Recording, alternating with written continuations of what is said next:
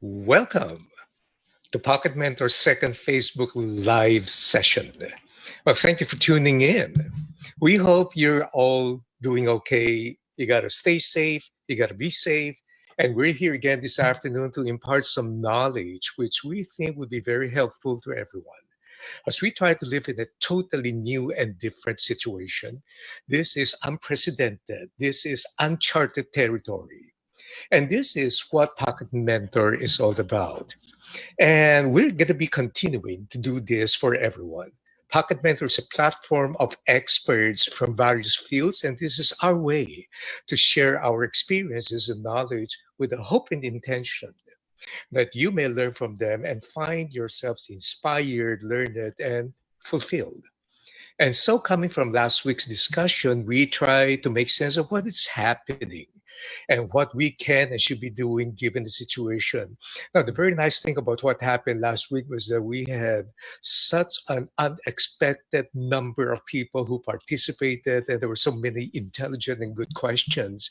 And in fact, as of now, I still have a lot of inquiries, even from our kabayan from different places in the world tuning in, and they want to take part in this. And we now move into a discussion of mental health, something which has been greatly affected and therefore something which we should be taking care of. And today we've got a very good treat because here to explain more about how we can do this is Dr. Jason Ligot. Dr. Jason Ligot is a director at Organic Intelligence and an international health communication specialist affiliated with the World Health Organization, specializing in mental health promotion. He recently initiated the hashtag Protect the Frontline movement to rally support for the health workers in our country. And Dr. Ligot holds degrees in both psychology and medicine. Your show, Dr. Ligot. Thank you very much, Francis, for that You're introduction. welcome. And thank you for the invitation to speak at the second episode of this Facebook Live for Pocket Mentor. And before everything, before I say anything, I just like to say thank you to all of those who are joining us today. This is a topic that I find very important to me, both on a professional and a personal level. Mental health is very important, and I think because of the extraordinary situation that we're in, it just puts a lot of these mental health challenges and issues in greater focus. So joining me also today is one of my best friends, Carlo. So Carlo is the CEO of Organic Intelligence, and together we hope to have a conversation with all of you today about how can we maintain meaningful connections while being physically apart. I think that's a very important question to ask. It's week 3 of the quarantine. So by now we probably got we probably have adopted in some way, but there's still a lot of challenges. And I just like to echo what Francis just said in his introduction, that truly we are living in an extraordinary moment in history. This is, as he said, unprecedented, uncharted. And put simply, it's okay not to feel okay. You know, there have been so many extraordinary moments since the pandemic began. Because of my work, I travel a lot. So learning about these different travel restrictions, about places you can't go or you shouldn't go because it's unsafe, that has been very disruptive for people like me who have to travel for a living. And then we progress to entire countries going on lockdown or community quarantine or whatever they call it. You hear about health systems in distress, our frontliners being exposed to tremendous stress as they deal with the increasing number of patients because of COVID. We are literally living through history, and fear, anxiety, even some distress. These are all normal reactions to uncertainty. Threats to your family and personal safety. These can be very unsettling, and the dramatic disruption in daily living. For example, we are now literally confined to our homes. We cannot go out. We cannot do the usual things we like to do. Before the broadcast, Francis, Carlo, and I were just talking about how much we miss going to the mall, going shopping, spending time with friends. And all of that is now disrupted, and that can cause a lot of anxiety. But at the same time, I think for perspective, it's also quite interesting that we are all going through this experience at the same time. It's a shared experience. We are living through history, and while we're physically apart, in a way, nobody is going through this alone. Unfortunately, as they say, the cure can be quite difficult to swallow. Physical distancing is a difficult but necessary step to contain this epidemic. And the reality is, there is still so much we don't know about this disease. But what we do know is enough for us to take steps to protect ourselves and our loved ones. You know the classics: hand hygiene, avoiding touching your face, cough etiquette. These are all tried and tested public health interventions. Physical distancing is the most disruptive. But if we are to contain this epidemic, unfortunately, physical distancing is a must. So the times call for us to be physically apart because that is one way to cut the transmission of this disease and prevent this from being a bigger problem than it already is. But that doesn't mean to say that we cannot remain socially connected. What do I mean? The reality is we're social beings, right? Our relationships, the people around us, family, friends, intimate relationships, these are important. They sustain us. And in many ways, they help give our lives purpose. And equally interesting to note is that we are living at a time when technology has enabled multiple forms of communication, much like what we're doing now. Social media, messaging applications, video calling, and all of these virtual communities, they all offer ways for us to remain socially connected and informed while physically apart. Perhaps that is a silver lining to this situation, that through technology, we can remain involved in each other's lives and also contribute productively to society. Going to mental health in particular, maintaining meaningful connections during this time, it helps protect your mental health. Exposure to stress, adversity, all of these are threats to your mental health. Worrying about yourself, your family, and your future, it can be very, very tiring. So protecting your mental health during this difficult time is important. It is necessary if we are to get through this. Communication. And when I say communication, it's not just about talking, but it's also about listening as well. These are the threads that keep our lives and our society together. We have to nurture that, especially during this difficult time. So while you're at home, for example, connect with your family. Time at home, this is quality time you can spend with each other that you wouldn't be able to do otherwise. Sharing meals, splitting chores, and even enjoying light moments watching TV or Netflix. Personally, I'm a big fan of Korean novellas. I think that would require a different episode altogether if you would like me to talk about that. But these shared moments can help ease everyone's worry. Now, if you live by yourself, reach out, call your family, message them regularly. There really are no limits to the comfort and reassurance we can offer each other. Connect with your friends. Staying apart doesn't mean staying out of touch. Share stories over social media, laugh, recollect, discuss, and maybe even cry, because certainly these are trying times. Together, you have different messaging apps, video calling, for example. Just the other day, I was doing this video calling through Messenger, and it had all of these very interesting features. And apart from being able to talk to each other, I guess it just gave us a break from the usual routine and just hearing all this distressing news all the time. Stories are important. They give the spice of life. Tell them, listen to them, cherish them.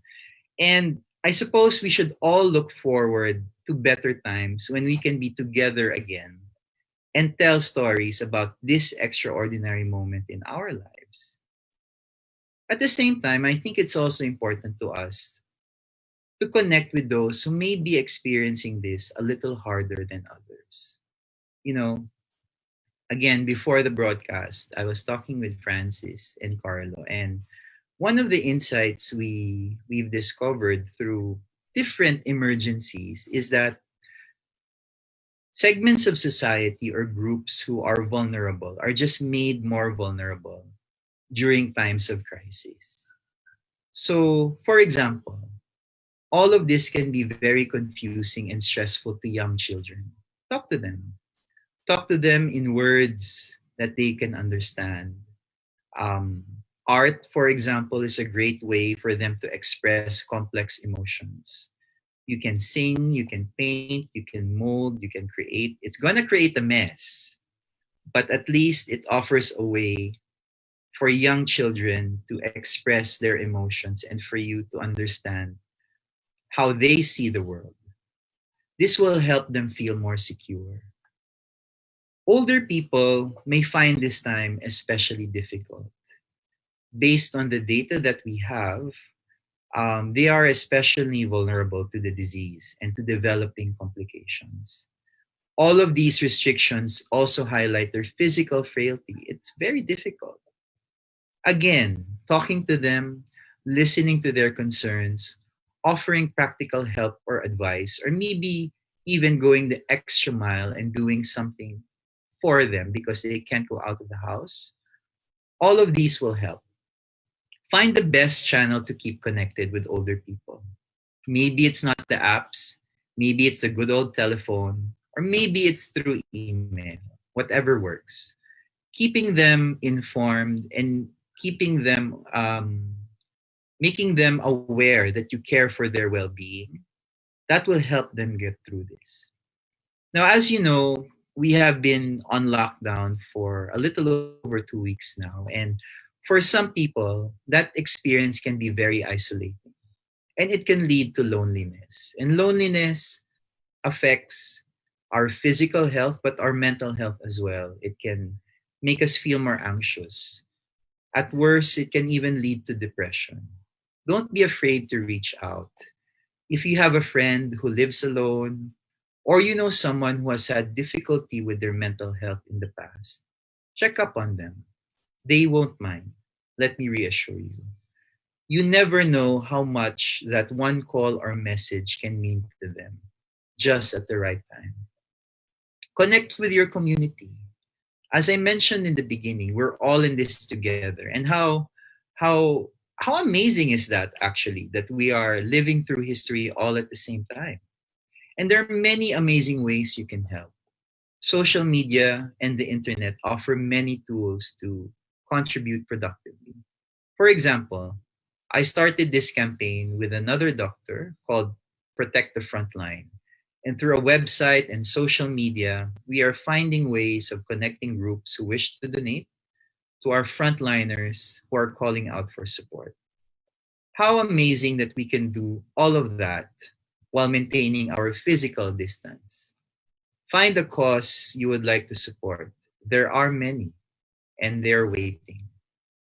Finally, I think it's also important that we connect with ourselves. Drawing on your inner strength can help cultivate resilience. You will need it. As a doctor, I feel obliged to let you know that this is not going to be over soon.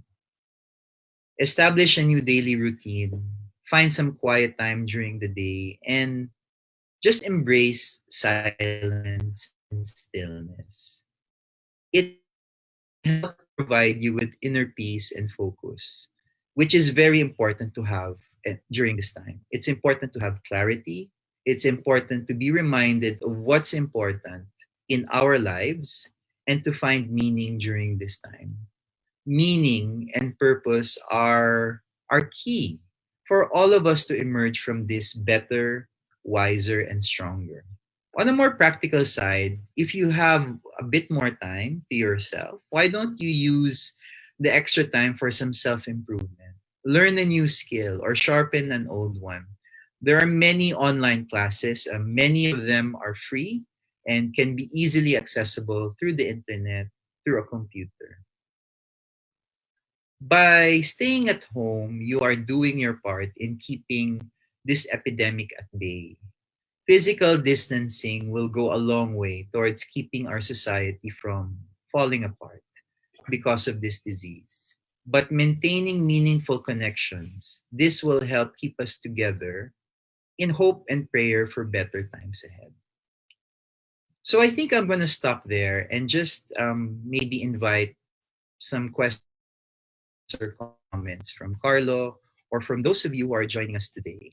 And as I was preparing for this afternoon session, I just had to um, find a quiet moment for myself also and remind myself of my own purpose as a doctor and as a professional.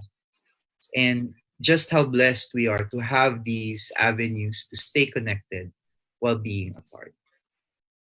So Carlo, I mean, we have been talking about this for a while, and Yes, we we have have. those group video calls as well. For those of you Yes.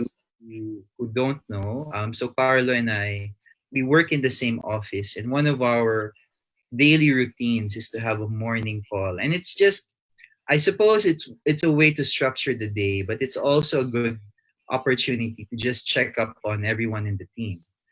Yeah, And it actually I think, is for the benefit of everyone.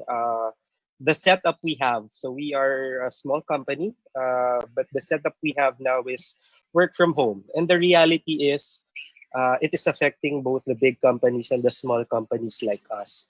yeah, What I did during the second week of the lockdown was I scheduled one-on-one talks with each of my team members to see how they were coping. And there's been a lot of struggle, especially for those who are not very used to the setup of working from home. But one right, thing was actually consistent. We set up a daily call at 9:45 hmm, for entire team. It's there's an agenda. Someone leads the prayer at the start. We yeah, go through different updates. We go through personal updates.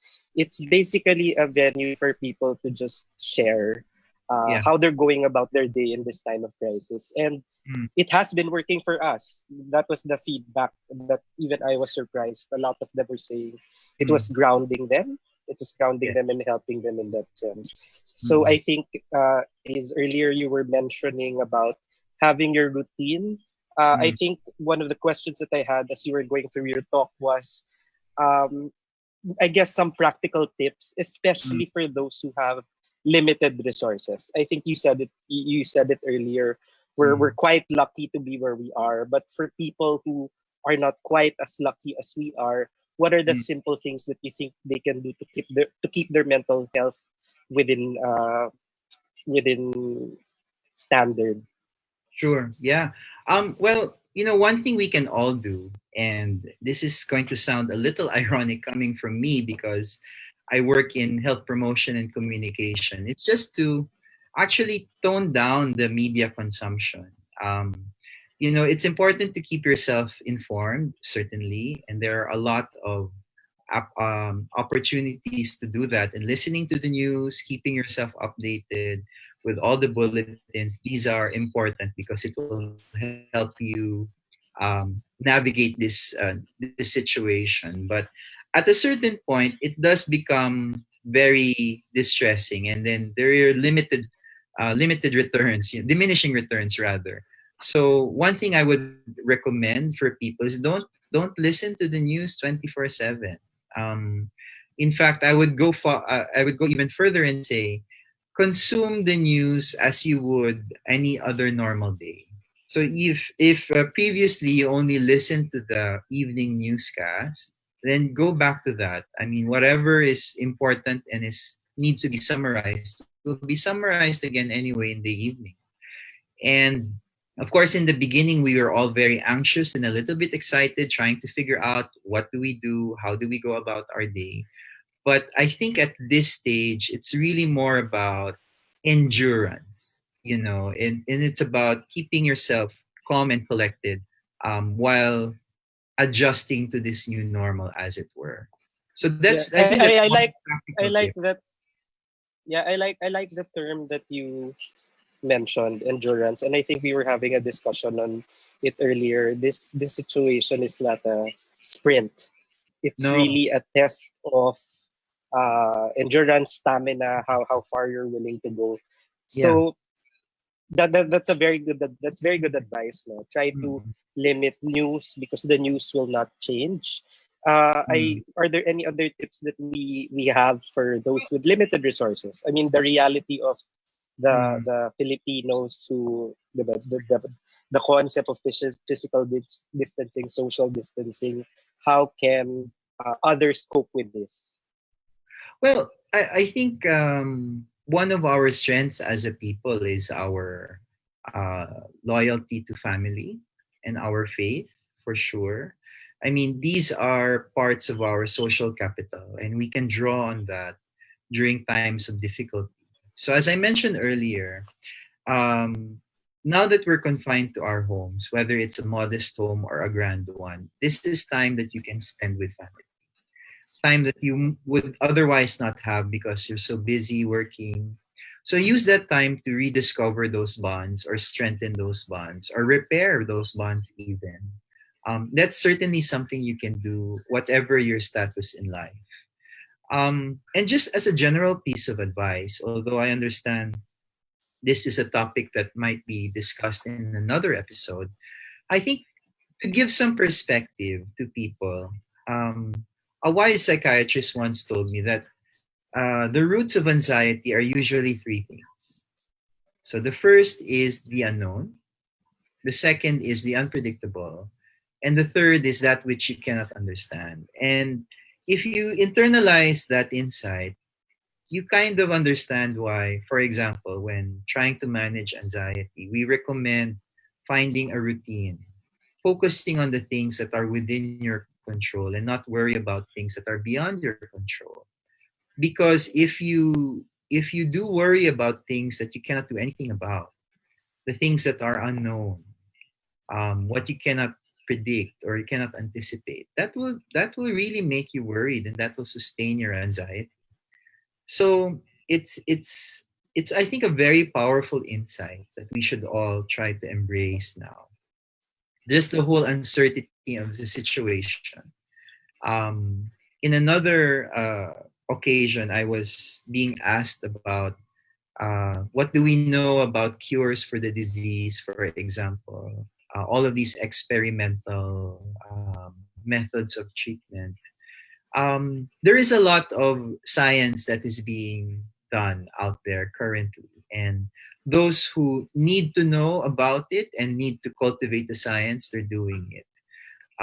My advice, general advice to people who see or read all of this news is to appreciate it for what it is, but until it is something that is, say, announced by health authorities like the Department of Health or the WHO, then I would just categorize that as nice to know. And those who really need to know what's the latest cutting edge medicine, the medical specialists, they are pouring through all of this data and evidence, and they're finding, they're trying their best. So maybe that should give us a bit of perspective also. Nice. Ace, there are several questions already. Before I move to the questions, I think in the spirit of those who just joined us, could you again just briefly explain the difference between physical distancing and social distancing, and Right. how So, social distancing is actually, what's the flip side of that? What can we do now?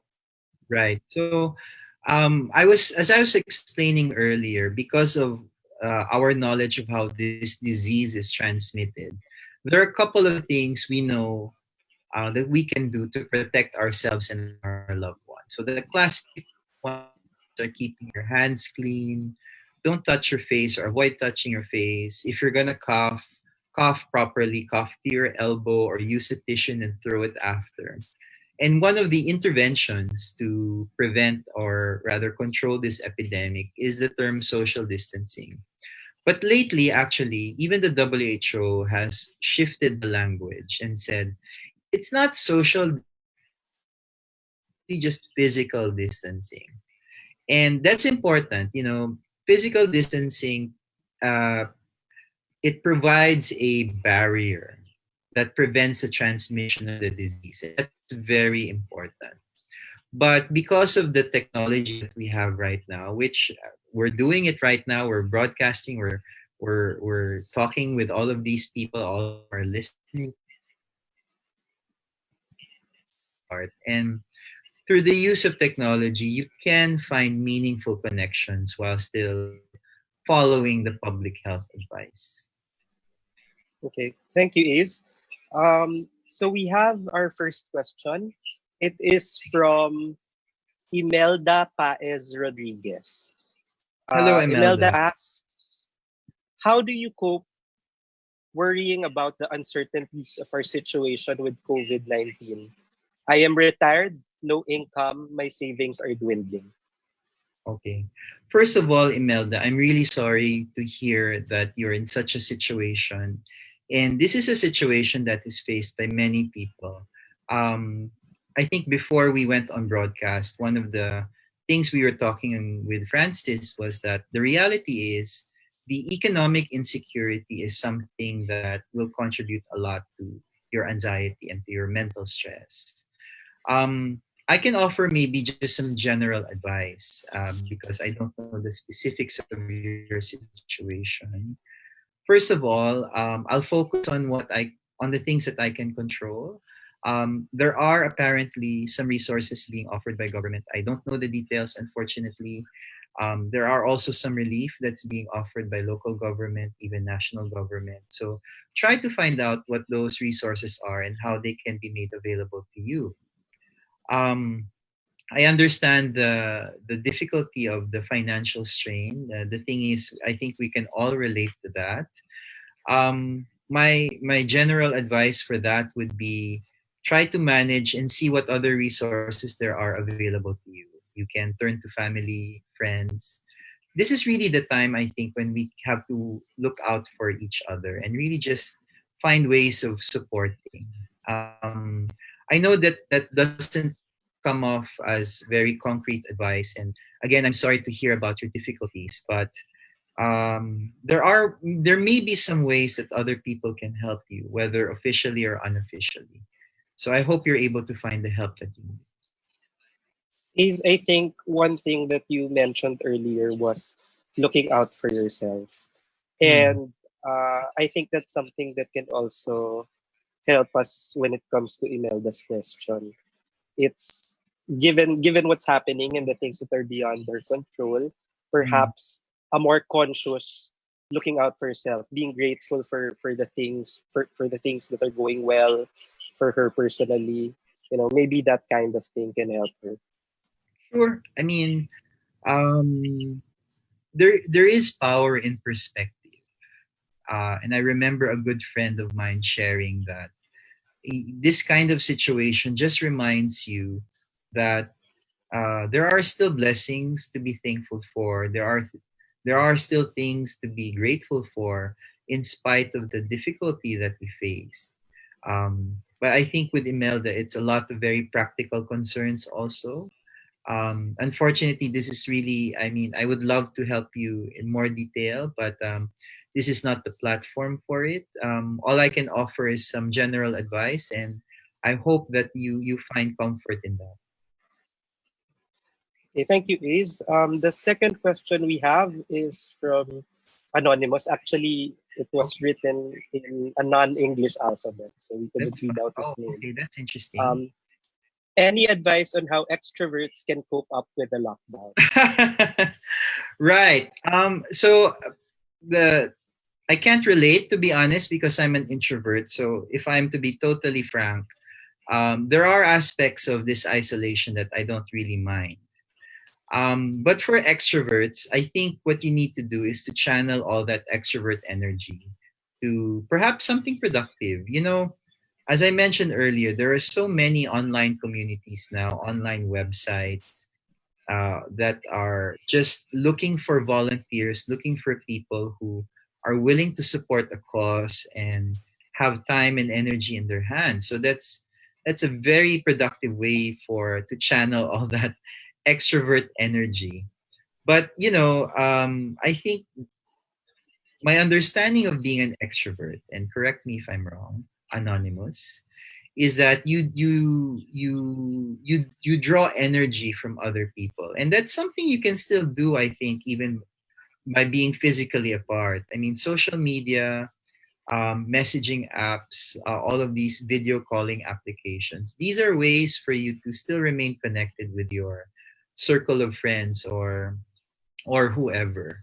So try to explore and try to see how much technology can help you, and so that you can keep up with your extrovert energy. Okay, thank you, Ace. Next, we have a question from Erica Ang.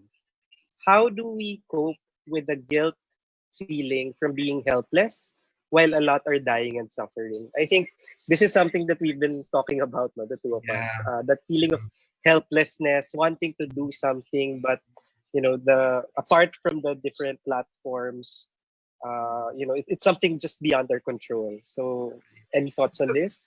Right. To Erica, that's a great question. No? And in fact, that's a question that I've also wrestled with in the beginning, because many of my friends, my good friends from medical school, they are frontliners. And that's also the spirit behind the campaign that we started.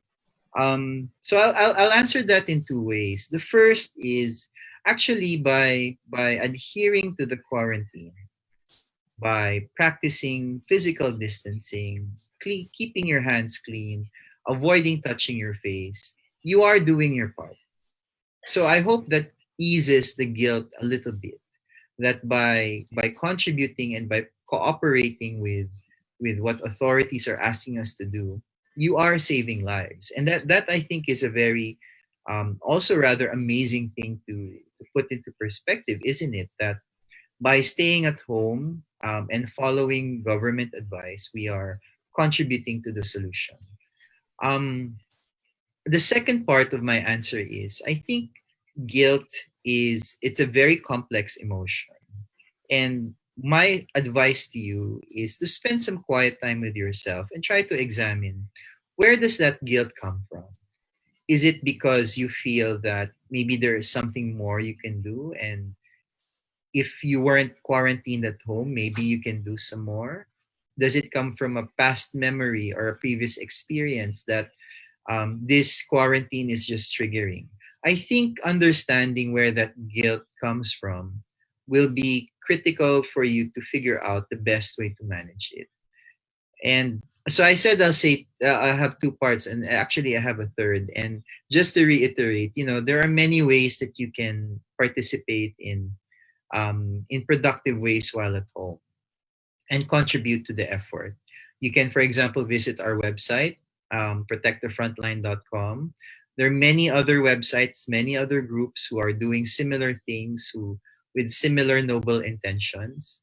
And it's quite interesting that you can participate in these efforts actively while at home.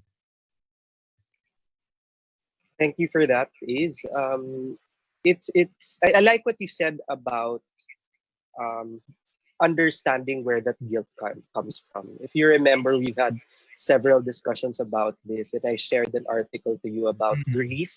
And Yes. I think that's precisely what everyone is going through. It's about grief in many ways or forms. If you choose to clean your house, do chores, that's grief manifested. If you choose not to do anything, that is grief manifested.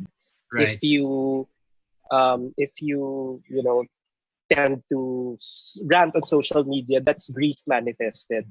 I And hope not. to I your hope so. point, Could be that. to your point, it's really going down to that and trying to understand where it's all coming from and where it's all stemming from. And to your first point, just on the most basic level, understand that it's okay to not be okay now. Yes, it is. Yeah, and it's then eventually find your pace. yeah, and maybe let's touch on that just a little bit more, because grief is, it's a very complicated emotion, and we associate it with many different things.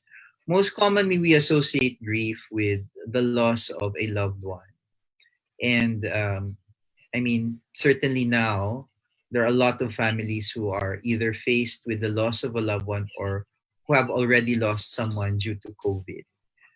So we commiserate with their grief, but grief can also come from other reasons or other ways. It can be grieving for the loss of the life you once had, or grieving for lost potential, or grieving for lost opportunities. All of these can mimic or are forms of grief, and the grief reaction is the same. The origins of grief may be different, but how we deal with it, how we manage it, how we process it, it always starts with acceptance first.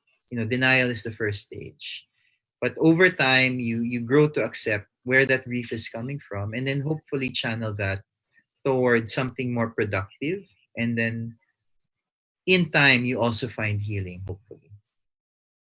Okay, thank you. The next question is from Wella Untalan. How do you alter one's negative mindset, especially now that we are facing this pandemic alongside with other problems? Right. So that's a great question, well, ano, and I think maybe the insight I would offer to that is, mindsets are like habits. We rely on them when we're faced with certain situations, and sometimes mindsets can be protective, and that they help condition the mind to accept certain situations.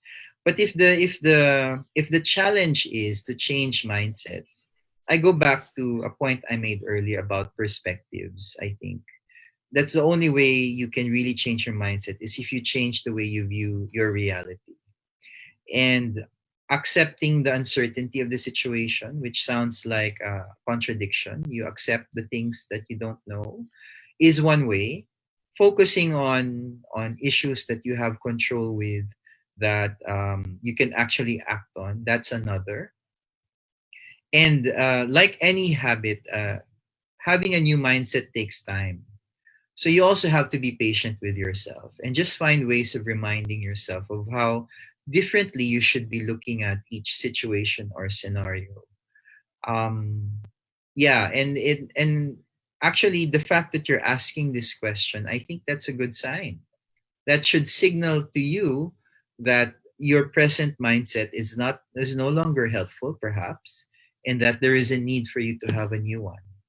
So keep going at it. It doesn't happen overnight. It starts with a change in perspective, and over time, if you keep reminding yourself of the need to have a new mindset, then it will eventually settle in. Thank you, Ace. Yeah, I think that angle on time is helpful, and I think one of the things that we also have to realize is, we can be okay today, okay for the next few 3 days, and then we hit a stumbling block, and that's okay. That's all Mm. part of going through the different, this entire experience. Right. Carlo, it just reminds me, my dad likes to say this phrase, this too shall pass. And frankly, it will pass. Any epidemic curve follows the same trajectory. It goes up, and then eventually it goes down. So our hope is that by doing everything that we're doing right now, that this epidemic curve doesn't go up too fast, and that we're able to cope with it over time. And I know right now it may be difficult to imagine going back to life before this COVID pandemic. And maybe we have to search for a new normal. But the reality is things do pass. Even this will pass.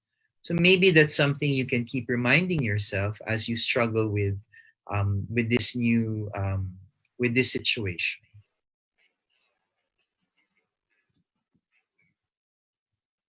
Thank you, Ace.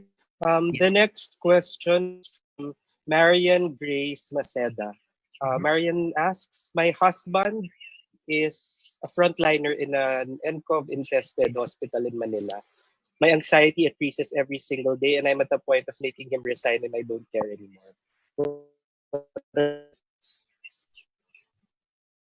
Right. So first of all, Marian, my I salute your husband. It's not an easy job to work on the front line of the COVID response, and that's really the main reason why we started this campaign is because we honor their sacrifice and their service.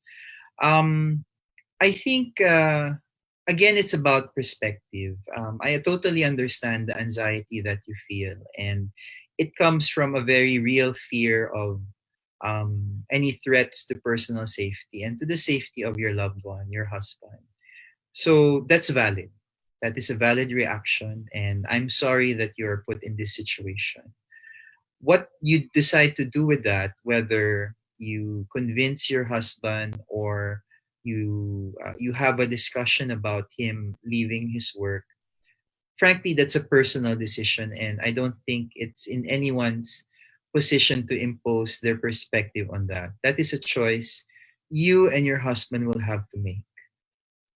All I can say is that maybe despite what other groups or other sectors might express, there are a lot of people, myself included, who value the service and the hard work that your husband provides.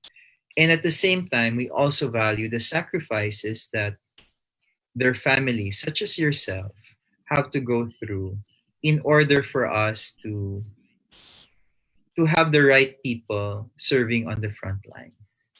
So I don't think it's appropriate for me to tell you whether or not it's right for him to resign or not. That's a personal decision. All I can offer is there are millions of us who love and support the frontliners such as your husband. Yes, Marian, I'd like to echo that. Part of the campaign the whole point of the campaign of Protect the Frontline that Dr. Ligot started is really in assisting and making sure that the frontline like your husband. The next question we have is from Alexis Manlangit. How do you manage anxiety if having a daily routine does not seem to work for you? Right. Okay. That's a difficult, kind of a complex question. And mostly because beyond having a daily routine, we all have different ways of managing anxiety and apart from having perspective. I think a couple of ways that you can manage it. First, on your own. Again, the daily routine helps. Physical activity is something that you can do. For example, I think there is um, it is okay actually to go outside, to walk, to jog, to walk your dog. That's fine as long as you keep yourself protected and safe. Meaning to say, when you go outside, again, once more with feelings, you keep your hands clean. If you have a cloth mask, wear one. Don't touch your face, and then wash your hands before and after you leave the house. It should be relatively safe for you to go outside. And being physically active is one way of managing that anxiety. However, if the anxiety is not going away, and that despite your best efforts at finding a new routine or doing things that you can do while at home or while under quarantine, and yet your anxiety is still there, talk to a mental health professional. There are different ways that psychiatrists, psychologists are able to provide the support that they can. For example, there are telehealth services that you can access, meaning to say it's not only there may come a time, rather there may come a time when managing anxiety is beyond our personal capacity and you will need the advice or the management of a professional. Don't be afraid to reach out to them. There is no shame in acknowledging that you cannot cope and that the anxiety is overwhelming your life.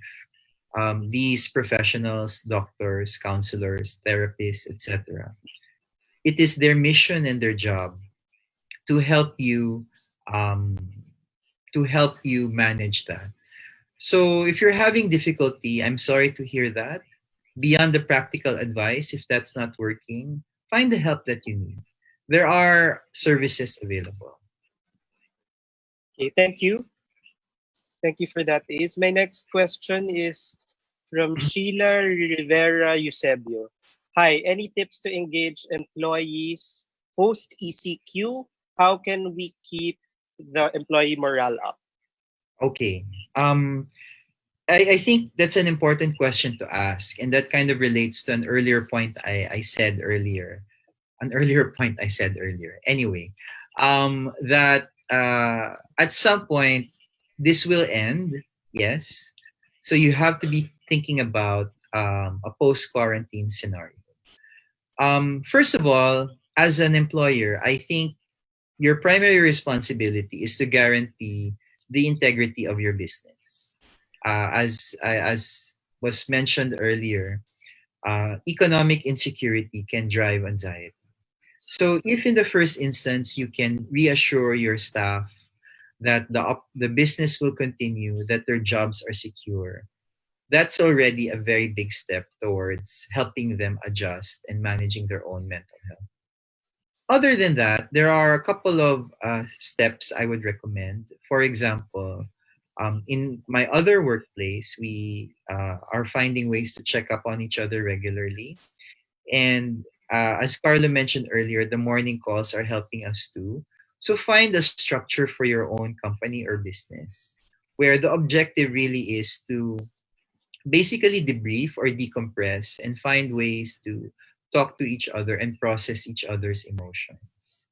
The sooner you're able to talk about your feelings and to express any emotions that you have, the better it will be and the easier it will be to find solutions if there are problems, if any. So, first, secure your business. I admire you, and I I can only imagine how difficult this situation must be for a business owner such as yourself. But reassuring your staff and your employees that the business will survive, that their jobs are secure, that is already a big help. Okay, thank you, Ace. I think we're down to our last two questions. Okay. From Kichi Pingol, what can we do Hi, so we Kitchi. don't get used to this setup? It's a slower rhythm for many of us, but it's not Right. our reality. How do we adjust to our regular pace in the future?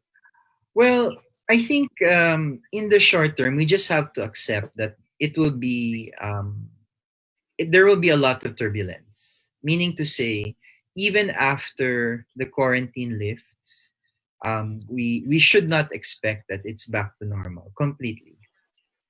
First, the epidemic, or rather the disease, does not work that way. We have to be prepared. We have to be vigilant because when the quarantine lifts, there will still be the threat that there will be a widespread outbreak of this COVID 19 disease. So I think just putting that into perspective and understanding that maybe for the next few months it will be changing, it will be very dynamic. Maybe that is the proper mindset to have, that we will be having to be very flexible. We will have to be flexible. We will have to be agile. We will have to be adaptable. And I share your desire, for going back to some sense of normalcy. And over time, hopefully anyway, we do get to that. But my advice, at least for the short term, is to accept that it will be a lot of changes and it will be a lot of uncertainty still. Having said that, I go back to some of the points I mentioned earlier, that even amidst all of this uncertainty, there are a couple of routines, there are a couple of things we can do regularly. And it goes back to those meaningful connections.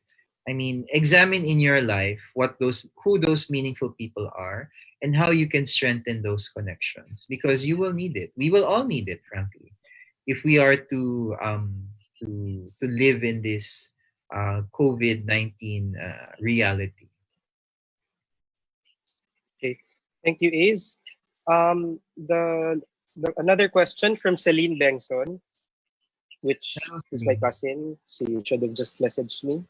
But there are many families who have Mm, lost loved ones without being able to physically be by their side and properly grieve them. yeah. How can we offer them consolation given we are so limited during this time? That's that kind of strikes me very personally because Yeah. it is something that I can relate to, and I think grief and mourning now is very complicated because, as Celine mentioned in her question, because of the nature of the disease, we cannot even grieve the way we normally do. I have heard of wakes that are actually no, it's people aren't even able to do wakes anymore, and funerals that are attended by only a handful of people, and um, loved ones who die apart physically from their family because of the nature of the disease. And I I suppose it's very difficult. I think number one, we accept that it's difficult. In terms of providing comfort, I think listening now more than ever is what we should be doing. Ask them. If you or somebody you know, you recently lost someone dear to them, just be present and ask them, what do they need? What can I do? Sometimes having a listening ear is more than enough for them to cry, for them to mourn, for them to reminisce good memories of their loved ones. And that's actually a lot. And in many ways, that's how we comfort otherwise. We're there for them. We give them support. A phone call uh, is equally is can be as powerful as an embrace or a hug, especially now. So if you are in that situation, reach out to them, listen to them, accept and understand that this is a difficult time for them and their family, and it's made just all the more complicated because of the situation. But I think I mentioned it once. Social distancing does not preclude social caring. Doesn't mean to say that we're physically apart, that we don't care anymore. And there's still many ways we can express that care and that support. Okay. Thank you for that, Ace. I think that is a very, very real issue that people are now struggling with. I think Yeah. during the first 2 weeks, it was really adjusting to this setup. And then once the test results have come in, it's now facing the reality Mm. of death and not being able to reach out to people we love, people we know. I think it is also a natural segue to the topic that we will be having in the next live. I think it's with Gulatao Center, who are actually experts in terms of psychology and counseling.